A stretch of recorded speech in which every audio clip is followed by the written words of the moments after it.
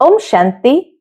आज 13 नवंबर 2025 के बाबा के अनमोल मधुर महावाक्य सुनेंगे। आज की मुरली में बाबा हम बच्चों को कहते हैं कि ज्ञान सागर बाबा ने आकर हमें इतना अथाह ज्ञान की बातें दी है, उसका चिंतन करना है और बातों का चिंतन करके अपने टाइम को वेस्ट नहीं करना है। जैसे कि कई बार बच्चे पूछते हैं, बाबा 84 लाख योनियां तो जरूर है। बाबा कहते हाँ, 84 लाख योनियां जरूर है। तब बच्चे पूछते हैं फिर ये जानवर आत्माओं का क्या होगा। बाबा कहे इन बातों में जाकर के तुम्हें अपने टाइम को वेस्ट नहीं करना है। मनुष्य आत्मा के लिए ही ये खेल गाया हुआ है। साथ ही साथ बाबा कहे और किस में टाइम वेस्ट होता है, जब बच्चों पर बहुत दुख आता है तो दुख को सहन करने में टाइम वेस्ट करते हैं। बाबा ने बहुत सुंदर कर्मों की गुह्य गति समझाई है कि बच्चे अब श्रेष्ठ कर्म करो, अनेक आत्माओं की दुआएं लो तो दुख जैसे पानी पर लकीर हो जाएगा और सहजता से हम बाप की याद में रह सकते हैं। तो हो सके उतना बाप को याद करना है, स्वयं को सतो प्रधान बनाना है। यही ब्राह्मण जीवन का सर्वोत्तम लक्ष्य है। तो बाबा कहते तुम बच्चों को अब इन बातों में टाइम वेस्ट नहीं करना है। सुनते हैं आज के बाबा के अनमोल मधुर महावाक्य। ओम शांति। मीठे बच्चे, तुमने दुख सहन करने में बहुत टाइम वेस्ट किया है। अब दुनिया बदल रही है, तुम बाप को याद करो, सतो प्रधान बनो तो टाइम सफल हो जाएगा। आज की मुरली से प्रश्न है, 21 जन्म के लिए लॉटरी प्राप्त करने का पुरुषार्थ क्या है? उत्तर है, 21 जन्म के लॉटरी लेनी है तो मोह जीत बनो। एक बाप पर पूरा पूरा कुर्बान जाओ। पहली बात मोह जीत बनो, दूसरा बाप पर पूरा पूरा कुर्बान जाओ। सदा यह स्मृति में रहे कि अब ये पुरानी दुनिया बदल रही है, हम नई दुनिया में जा रहे हैं। इस पुरानी दुनिया को देखते भी नहीं देखना है। सुदामा मिसल चावल मुट्ठी सफल कर सतयुगी बादशाही लेनी है। ओम शांति। रूहानी बच्चों प्रति रूहानी बाप बैठ समझाते हैं। यह तो बच्चे समझते हैं, रूहानी बच्चे माना आत्माएं, रूहानी बाप माना आत्माओं का बाप। इसको कहा जाता है आत्माओं और परमात्मा का मिलन। रूहानी बच्चे और रूहानी बाप का मिलन, यह मिलन होता ही है एक बार। ये सब बातें तुम बच्चे जानते हो। यह है विचित्र बात। विचित्र बाप विचित्र आत्माओं को समझाते हैं, जिसका कोई साकारी चित्र नहीं। ऐसे विचित्र बाप विचित्र आत्माओं को विचित्र बात समझाते हैं। वास्तव में आत्मा विचित्र है, यहां आकर चित्रधारी बनती है, चित्र से पाठ बजाती है। आत्मा तो सब में है ना, जानवर में भी आत्मा है। 84 लाख कहते हैं, उसमें तो सब जानवर आ जाते हैं। यानी 84 लाख योनियां जरूर है, लेकिन मनुष्य को तो सब योनियों से गुजरना नहीं है। ढेर जानवर आदि है। बाप समझाते हैं इन बातों में टाइम वेस्ट नहीं करना है। सिवाय इस ज्ञान के मनुष्य का टाइम वेस्ट होता रहता है। ज्ञान का मनन चिंतन करे। बाबा कहे विचार सागर मंथन करो। बाकी फालतू व्यर्थ का चिंतन करने से टाइम वेस्ट होता है। इस समय बाप तुम बच्चों को बैठ पढ़ाते हैं, फिर आधा कल्प तुम प्रारब्ध भोगते हो। वहां तुमको कोई तकलीफ नहीं होती है, तुम्हारा टाइम वेस्ट होता ही है। इसमें एक तो व्यर्थ के चिंतन से, दूसरा बाबा कहे दुख सहन करने में। यहां तो दुख ही दुख है, इस दुनिया में तो दुख ही दुख है। इसलिए सब बाप को याद करते हैं कि हमारा दुख में टाइम वेस्ट होता है, इससे निकालो। सुख में कभी टाइम वेस्ट नहीं कहेंगे। यह भी तुम समझते हो, इस समय मनुष्य की कोई वैल्यू नहीं है। मनुष्य देखो अचानक ही मर पड़ते हैं, और आज की दुनिया में तो छोटे छोटों को भी हार्ट अटैक आ जाता है, सहज शरीर छोड़ देते हैं। एक ही तूफान में कितने मर जाते हैं। समुद्री तूफान आया, कितने लोग मर गए।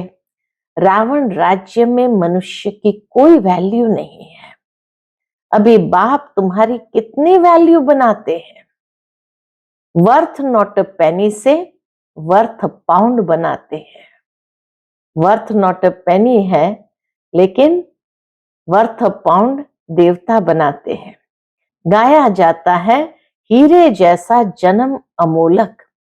इस समय मनुष्य कौड़ी पिछाड़ी लगे हुए हैं, करके लखपति करोड़पति पदमपति बनते हैं। उन्हों की सारी बुद्धि उसमें ही रहती है। उनको कहते हैं ये सब भूल, एक बाप को याद करो, परंतु मानेंगे ही नहीं।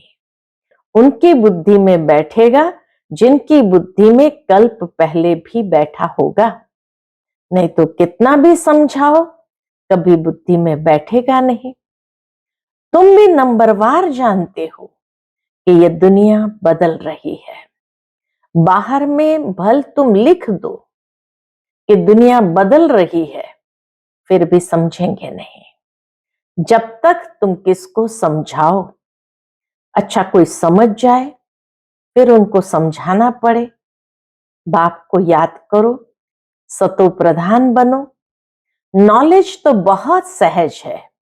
यह सूर्यवंशी, चंद्रवंशी, वैश्यवंशी, शूद्रवंशी, अभी ये दुनिया बदल रही है।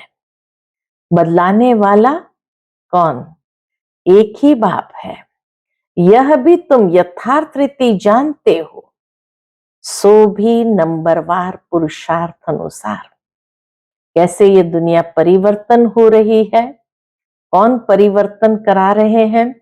बाबा कहे तुम जानते हो नंबरवार पुरुषार्थ अनुसार।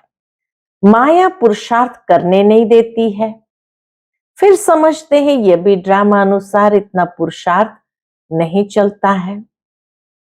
अभी तुम बच्चे जानते हो कि श्रीमत से हम अपने लिए इस दुनिया को बदला रहे हैं। श्रीमत है ही एक शिव बाबा की। शिव बाबा कहना तो बहुत सहज है, और कोई न शिव बाबा को न वर्षे को जानते हैं। बाबा कहे शिव बाबा कहना तो बहुत सहज है, और कोई न शिव बाबा को न वर्षे को जानते हैं।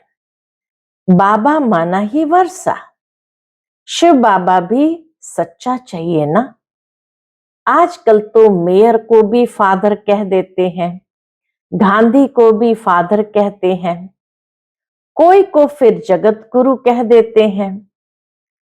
अब जगत माना सारी सृष्टि का गुरु, वह कोई मनुष्य हो कैसे सकता? बाबा को भी ऐसे शब्द जब सुनते हैं तो वंडर लगता है कि वो कोई मनुष्य हो कैसे सकता, जबकि पतित पावन सर्व का सद्गति दाता एक ही बाप है। बाप तो है निराकार, फिर कैसे लिबरेट करते हैं? दुनिया बदलती है तो जरूर एक्ट में आएंगे, तब तो पता पड़ेगा। ऐसे नहीं कि प्रलय हो जाती है फिर बाप नई सृष्टि रचते हैं। शास्त्रों में दिखाया है बहुत बड़ी प्रलय होती है, फिर पीपल के पत्ते पर कृष्ण आता है, परंतु बाप समझाते हैं ऐसे तो है नहीं। गाया जाता है वर्ल्ड की हिस्ट्री ज्योग्राफी रिपीट, तो प्रलय हो न सके। जब रिपीट ही होना है तो प्रलय हो न सके। तुम्हारे दिल में है कि अभी ये पुरानी दुनिया बदल रही है। ये सब बातें बाप ही आकर समझाते हैं। ये लक्ष्मी नारायण है नई दुनिया के मालिक। तुम चित्रों में भी दिखलाते हो कि पुरानी दुनिया का मालिक है रावण। राम राज्य और रावण राज्य गाया जाता है ना। ये बातें तुम्हारी बुद्धि में है कि बाबा पुरानी आसुरी दुनिया को खत्म कर नई दैवी दुनिया स्थापन करा रहे हैं। बाप कहते मैं जो हूं जैसा हूं कोई विरला ही समझते हैं। वह भी तुम नंबरवार पुरुषार्थ अनुसार जानते हो। जो अच्छे पुरुषार्थी है उनको बड़ा अच्छा नशा रहता है। याद के पुरुषार्थी को रियल नशा चढ़ेगा। जिसका याद में इंटरेस्ट है तो याद के पुरुषार्थी को रियल नशा चढ़ेगा। 84 के चक्र की नॉलेज समझाने में इतना नशा नहीं चढ़ता जितना याद की यात्रा में चढ़ता है। मूल बात है ही पावन बनने की। पुकारते भी है आकर पावन बनाओ। ऐसे नहीं पुकारते कि आकर विश्व की बादशाही दो। भक्ति मार्ग में कथाएं भी कितनी सुनते हैं। सच्ची सच्ची सत्यनारायण की कथा तो यह है। वह कथाएं तो जन्म जन्मांतर सुनते सुनते नीचे ही उतरते आए हो। भारत में ही ये कथाएं सुनने का रिवाज है और कोई खंड में कथाएं आदि नहीं होती। भारत को ही रिलीजियस मानते हैं। ढेर के ढेर मंदिर भारत में है। क्रिश्चियन की तो एक ही चर्च होती है। यहां तो किस्म किस्म के ढेर मंदिर है। वास्तव में एक ही शिव बाबा का मंदिर होना चाहिए। देवों का देव भी वही है तो एक ही शिव बाबा का मंदिर होना चाहिए। नाम भी एक का होना चाहिए। यहां तो ढेर नाम है। विलायत वाले भी यहां मंदिर देखने आते हैं। विचारों को ये पता ही नहीं कि प्राचीन भारत कैसा था। 5000 वर्ष से तो पुरानी कोई चीज होती नहीं। वह तो समझते हैं कि लाखों वर्ष की पुरानी चीज मिली। बाप समझाते हैं ये मंदिर में चित्र आदि जो बने हैं उनको 2500 वर्ष ही हुए हैं। पहले पहले शिव की ही पूजा होती है। वह है अव्यभिचारी पूजा। जब चारों ओर शिव के ही मंदिर थे और सिर्फ शिव बाबा की ही पूजा होती थी तो उसको कहते हैं अव्यभिचारी पूजा। वैसे ही अव्यभिचारी ज्ञान भी कहा जाता है। पहले अव्यभिचारी पूजा फिर है व्यभिचारी पूजा। अनेकों की पूजा हो गई। अब तो देखो पानी मिट्टी की पूजा करते रहते हैं। अभी बेहद का बाप कहते हैं तुमने कितना धन भक्ति मार्ग में गंवाया है। पहले कहा कितना समय गंवाया। कितना समय वेस्ट जाता है, किस किस में वेस्ट जाता है। अभी बाबा पूछते हैं तुमने कितना धन गंवाया है। कितने अथाह शास्त्र अथाह चित्र है। गीताएं कितनी ढेर की ढेर होंगी। इन सब पर खर्चा करते करते देखो तुम क्या हो गए हो।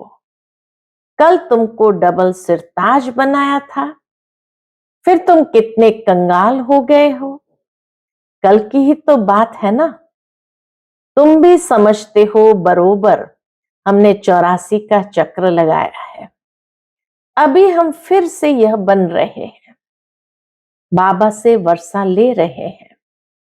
बाबा घड़ी घड़ी ताकीद करते हैं। बाबा घड़ी घड़ी ताकीद करते हैं, यानी पुरुषार्थ कराते हैं। गीता में भी अक्षर है मन मना भव। कोई कोई अक्षर ठीक है, प्रायः कहा जाता है ना, यानी देवी देवता धर्म है नहीं, अभी देवी देवता धर्म है नहीं, बाकी चित्र है। तुम्हारा यादगार देखो कैसा अच्छा बनाया हुआ है, तुम समझते हो अभी हम फिर से स्थापना कर रहे हैं। फिर भक्ति मार्ग में हमारे ही एक्यूरेट यादगार बनेंगे। अर्थक्वेक आदि होती है, उसमें सब खत्म हो जाता है, फिर वहां सब तुम नया बनाएंगे। हुनर तो वहां रहता है ना, हीरे काटने का भी हुनर है। हीरे की कटिंग करते हैं तो बाबा कहते ये भी एक कला है, हुनर है। यहां भी हीरो को काटते हैं फिर बनाते हैं। हीरे काटने वाले भी बड़े एक्सपर्ट होते हैं। वह फिर वहां जाएंगे, वहां ये सब हुनर जाएगा, ये सारी कलाएं फिर सतयुग में भी जाएंगी। तुम जानते हो वहां कितना सुख होगा। इन लक्ष्मी नारायण का राज्य था ना, नाम ही है स्वर्ग। 100% सॉल्वेंट, अभी है इनसॉल्वेंट। भारत में जवाहरात का बहुत फैशन है, जो परंपरा चला आता है। तो तुम बच्चों को कितनी खुशी रहनी चाहिए। तुम जानते हो यह दुनिया बदल रही है, अब स्वर्ग बन रहा है। उसके लिए हमको पवित्र जरूर बनना है। स्वर्ग में जाने लिए पवित्र जरूर बनना है, दैवी गुण भी धारण करने हैं। इसलिए बाबा कहते हैं चार्ट जरूर लिखो। हम आत्मा ने कोई आसुरी एक्ट तो नहीं किया। अपने को आत्मा पक्का समझो। इस शरीर से कोई विकर्म तो नहीं किया, अगर किया तो रजिस्टर खराब हो जाएगा। यह है 21 जन्मों की लॉटरी। यह भी रेस है, घोड़े की दौड़ होती है ना, हॉर्स रेस होती है, घोड़ों की दौड़ होती है ना। इसको कहते हैं राजस्व अश्वमेघ यज्ञ। स्वराज्य के लिए अश्व यानी तुम आत्माओं को दौड़ी लगानी है। अब वापस घर जाना है, उसको स्वीट साइलेंस होम कहा जाता है। ये अक्षर तुम अभी सुनते हो। अब बाप कहते हैं बच्चे खूब मेहनत करो, राजाई मिलती है, कम बात थोड़ी है। मैं आत्मा हूं, हमने इतने जन्म लिए हैं। अब बाप कहते तुम्हारे 84 जन्म पूरे हुए, अब फिर पहले नंबर से शुरू करना है। नए महलों में जरूर बच्चे ही बैठेंगे, पुराने में तो नहीं बैठेंगे। ऐसे तो नहीं खुद पुराने में बैठे और नए में किराए वालों को बिठाएंगे। तुम जितनी मेहनत करेंगे नई दुनिया के मालिक बनेंगे। नया मकान बनता है तो दिल होती है, पुराने को छोड़ नए में बैठे। बाप बच्चों के लिए नया मकान बनाते ही तब है जब पहला मकान पुराना होता है। वहां किराए पर देने की तो बात ही नहीं है। जैसे वो लोग मून पर प्लॉट लेने की कोशिश करते हैं, तुम फिर स्वर्ग में प्लॉट ले रहे हो। जितना जितना ज्ञान और योग में रहेंगे उतना पवित्र बनेंगे। जितना जितना ज्ञान और योग में रहेंगे उतना पवित्र बनेंगे। यह है राजयोग। कितनी बड़ी राजाई मिलेगी। बाकी यह जो मून आदि पर प्लॉट ढूंढते रहते हैं वह सब व्यर्थ है। यही चीजें जो सुख देने वाली है वही फिर विनाश करने दुख देने वाली बन जाएगी। आगे चलकर लश्कर आदि सब कम हो जाएगा। बॉम्ब से ही फटाफट काम होता जाएगा, लश्कर आदि भी रहेगा ही नहीं, बॉम्ब से ही काम होता जाएगा। ये ड्रामा बना हुआ है, समय पर अचानक विनाश होता है, फिर सिपाही आदि भी मर जाते हैं। तुम अब फरिश्ते बन रहे हो, तुम जानते हो हमारे खातिर विनाश होता है। ड्रामा में पार्ट है, पुरानी दुनिया खलास हो जाती है। जो जैसा कर्म करते हैं ऐसा तो भोगना है ना। अब समझो सन्यासी अच्छे हैं, जन्म तो फिर भी गृहस्थियों पास लेंगे ना। श्रेष्ठ जन्म तो तुमको नई दुनिया में मिलना है, फिर भी संस्कार अनुसार जाकर वह बनेंगे। तुम अभी संस्कार ले जाते हो नई दुनिया के लिए, जन्म भी जरूर भारत में लेंगे। बाबा कहते जितना श्रेष्ठ कर्म श्रेष्ठ जन्म, ऐसे ही श्रेष्ठ संस्कार अनुसार पुनः जरूर भारत में जन्म लेंगे। जो बहुत अच्छे रिलीजियस माइंडेड होंगे उनके पास जन्म लेंगे, क्योंकि तुम कर्म ही ऐसे करते हो। जैसे जैसे संस्कार उस अनुसार जन्म होता है। तुम बहुत उच्च कुल में जाकर जन्म लेंगे। तुम्हारे जैसा कर्म करने वाला तो कोई होगा नहीं। जैसी पढ़ाई जैसी सर्विस वैसा जन्म, जैसी पढ़ाई जैसी सर्विस वैसा जन्म। मरना तो बहुतों को है, पहले रिसीव करने वाले भी जाने हैं। बाप समझाते हैं अब ये दुनिया बदल रही है। बाप ने तो साक्षात्कार कराया है। बाबा अपना भी मिसाल बताते हैं। देखो 21 जन्म के लिए राजाई मिलती है, उसके आगे ये 10-20 लाख क्या करेंगे। बाबा कहे देखो 21 जन्म के लिए राजाई मिलती है, उसके आगे ये 10-20 लाख क्या है। अलफ को मिली बादशाही, बे को मिली गदाही। भागीदार को कह दिया जो चाहिए सो ले लो। ब्रह्मा बाबा अपना अनुभव कहते हैं कि अलफ को मिली बादशाही और बे को मिली गदाही। माना पार्टनर की बात बाबा करते हैं। भागीदार को कह दिया जो चाहिए सो लो, कोई भी तकलीफ नहीं हुई। बच्चों को भी समझाया जाता है बाबा से तुम क्या लेते हो, स्वर्ग की बादशाही। जितना हो सके सेंटर्स खोलते जाओ, बहुतों का कल्याण करो।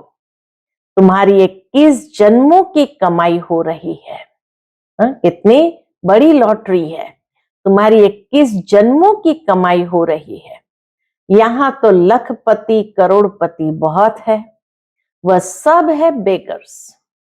तुम्हारे पास आएंगे भी बहुत, प्रदर्शनी में कितने आते हैं। ऐसे मत समझो प्रजा नहीं बनती है, प्रजा बहुत बनती है। अच्छा अच्छा तो बहुत कहते हैं, बहुत अच्छा बड़े बहुत कहते हैं, परंतु कहते हमको फुर्सत नहीं है। अच्छा है परंतु हमको फुर्सत नहीं है। थोड़ा भी सुना तो प्रजा में आ जाएंगे। अविनाशी ज्ञान का विनाश नहीं होता। बाबा का परिचय देना कोई कम बात थोड़ी है। कोई कोई के रोमांच खड़े हो जाएंगे। अगर ऊंच पद पाना होगा तो पुरुषार्थ करने लग पड़ेंगे। बाबा कोई से धन आदि तो लेंगे नहीं। बच्चों की बूंद बूंद से तालाब होता है। कोई कोई 1 रुपया भी भेज देते हैं। बाबा एक ईंट लगा दो। सुदामा की मुट्ठी चावल का गायन है ना। बाबा कहते हैं तुम्हारे तो ये हीरे जवाहर है। हीरे जैसा जन्म सबका बनता है। तुम भविष्य के लिए बना रहे हो। तुम जानते हो यहां इन आंखों से जो कुछ देखते हैं ये पुरानी दुनिया है। ये दुनिया बदल रही है। अभी तुम अमरपुरी के मालिक बन रहे हो, मोह जीत जरूर बनना पड़े। तुम कहते आए हो कि बाबा आप आएंगे तो हम कुर्बान जाएंगे। सौदा तो अच्छा है ना। मनुष्य थोड़ी जानते हैं सौदागर रत्नागर जादूगर नाम क्यों पड़ा है। रत्नागर तो है ना, बाबा कहे रत्नागर तो है ना, अविनाशी ज्ञान रत्न एक एक अमूल्य वर्षन से। इस पर रूप बसंत की कथा है ना, तुम रूप भी हो बसंत भी हो। इतना अमूल्य ज्ञान का खजाना रत्नागर बाप आकर हमें देते हैं। अच्छा, मीठे मीठे सिकिलते बच्चों प्रति माता पिता बाप दादा का याद प्यार और गुड मॉर्निंग। रूहानी बाप की रूहानी बच्चों को नमस्ते। हम सभी रूहानी बच्चों की रूहानी माता पिता बाप दादा को याद प्यार, गुड मॉर्निंग और नमस्ते नमस्ते। शुक्रिया बाबा, शुक्रिया। आज की मुरली से धारणा के लिए मुख्य सार है। पहली पॉइंट, अब इस शरीर से कोई भी विकर्म नहीं करना है। ऐसी कोई आसुरी एक्ट न हो जिससे रजिस्टर खराब हो जाए। दूसरी पॉइंट, एक बाप की याद के नशे में रहना है। पावन बनने का मूल पुरुषार्थ जरूर करना है। कौड़ियों पिछाड़ी अपना अमूल्य समय बर्बाद न कर श्रीमत से जीवन श्रेष्ठ बनानी है। आज का बाप दादा का मधुर वरदान हम बच्चों के प्रति है, स्वयं को विश्व सेवा प्रति अर्पित कर माया को दासी बनाने वाले सहज संपन्न भव। स्वयं को विश्व सेवा प्रति अर्पित कर माया को दासी बनाने वाले सहज संपन्न भव। अब अपना समय, सर्व प्राप्तियां, ज्ञान, गुण और शक्तियां विश्व की सेवा अर्थ समर्पित करो। जो संकल्प उठता है चेक करो, विश्व सेवा प्रति है। ऐसे सेवा प्रति अर्पण होने से स्वयं सहज संपन्न हो जाएंगे। सेवा की लगन में छोटे बड़े पेपर्स या परीक्षाएं स्वतः समर्पण हो जाएगी। फिर माया से घबराएंगे नहीं, सदा विजयी बनने की खुशी में नाचते रहेंगे। माया को अपनी दासी अनुभव करेंगे। स्वयं सेवा में सरेंडर होंगे तो माया स्वतः सरेंडर हो जाएगी।